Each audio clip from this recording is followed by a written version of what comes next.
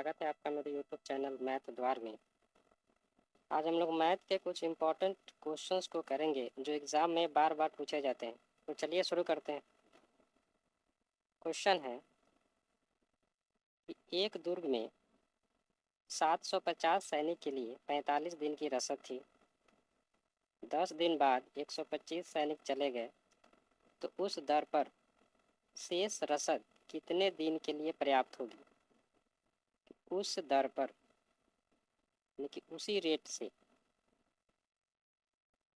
तो देखेंगे यहाँ पे सैनिक कितने थे? 750 और 750 सैनिक के लिए 45 दिन की रसद थी। 10 दिन बाद यानी कि 10 दिन बाद बोले तो अब 750 सैनिक के लिए 35 दिन का भोजन बचा हुआ है। और इसी बीच क्या हुआ कि 125 सैनिक चले गए तो 750 में से 125 चले गए तो कितने बचे? 625। अब इतने भोजन में 625 सैनिक कितने दिनों तक भोजन करेंगे, यही हमसे पूछा। काट लीजिए 25 से। 25 ताई 75, इसको काटेंगे 25 से तो 25, 25, 5 सत्ते 35, 5 से इसको काटिए 6, मतलब 42 दिन। इसका आंसर क्या होगा? 42 दिन। ऑप्शन बी अपना आंसर।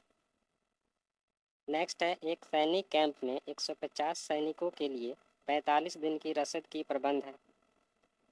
यदि 10 दिन बाद 25 सैनिक कैंप से चले जाए तो इसी दर से रसद कितने दिन में समाप्त हो जाएगी? सैनिक कितने हैं? 150। 45 दिन की रसद थी, लेकिन 10 दिन बाद यानी कि 10 दिन बीत गया, उसको छोड़ देना है।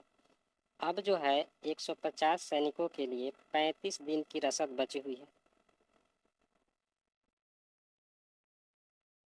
अब इसी बीच क्या हुआ कि 25 सैनिक कैंप से चले गए। 150 सैनिक थे, 25 सैनिक कैंप से चले गए। अभी कितने सैनिक हैं? 125 सैनिक। मतलब इतने भोजन में 125 सैनिक कितने दिन तक भोजन करेंगे? 5 से काटिए।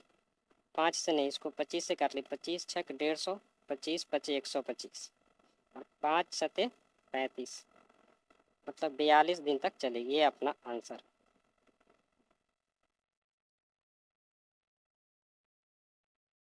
नेक्स्ट है, एक किले में 2000 व्यक्तियों के लिए 54 दिनों के लिए पर्याप्त भोजन सामग्री है।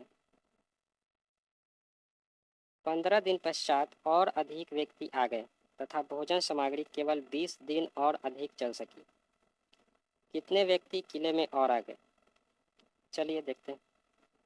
कितने व्यक्ति थे? 2000।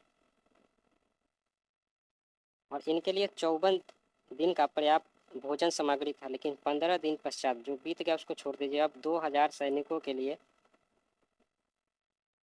39 दिन का भोजन बचा हुआ, मतलब इतना भोजन बचा हुआ।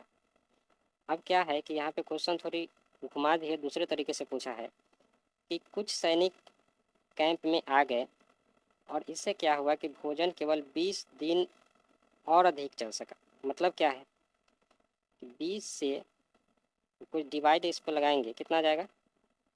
3900। इसका मतलब है कि 3900 सैनिकों ने भोजन किया है। 3900 सैनिकों ने भोजन किया है, लेकिन 2000 सैनिक तो पहले से ही थे, तो नए कितने आ गए? तो टोटल 3900 सैनिक यहाँ से आए हमारे पास। इसमें से 2000 सैनिक तो पहले ही से थे, तो नए कितने आए थे बाद में? 1900। ये अपना आंसर। Option number C. एक बार फिर समझ लीजिए कि 2000 सैनिकों के लिए 39 दिन का भोजन है। कुछ सैनिक कैंप में और आ गए, जिससे क्या हुआ कि भोजन केवल 20 दिन और अधिक चल सका। मतलब ये वैल्यू इसके बराबर है। तो यहाँ से हम इसको कट करेंगे, कितना जाएगा? 3900। मतलब क्या है कि 3900 सैनिकों ने भोजन किया है शुरू से लेकर अंत तक, लेकिन 2000 सैनिक तो मेरे पास पहले ही सही थे, तो नए कितने आ गए? 1900। ये अपना आंसर। 20 आदमी एक काम का 1/3 भाग 20 दिनों में पूरा करते हैं तो शेष बचे हुए काम को 25 दिन में पूरा करने के लिए और कितने आदमी काम पर लगानी होगी। देखिए हमको M1D1 वाला फॉर्मूला लगाना होगा यहाँ पे।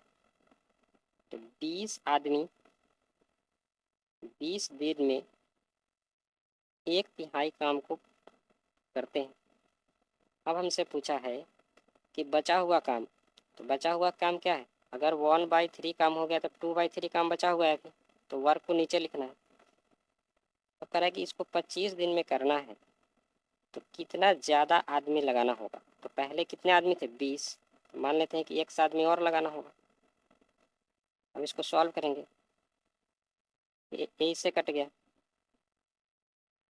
यहाँ पे गुना होगा, प्लस नहीं होगा। तो यहाँ से इसको काटेंगे, बचे 25, 5 चौके 20, फिर इसको काटेंगे 4 यानी कि 16 बराबर 20 प्लस x, अभी 2 नीचे बचा हुआ,